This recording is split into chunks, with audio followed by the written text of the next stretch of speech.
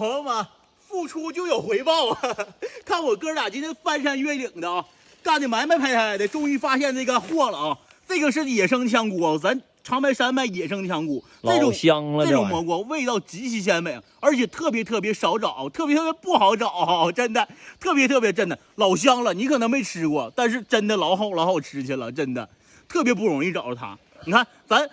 不为了别的啊，就为了这个小李子这份喜悦的心情啊，给小李子点个爱心跟关注，点个红心跟关注就行了啊。也许啊，你这一个红心跟关注啊，就能帮小李子上个热门，小李子就是不白付出这么多辛苦了啊。谢谢大家，来，小李子给大家抱拳了啊。话不多说，开壳。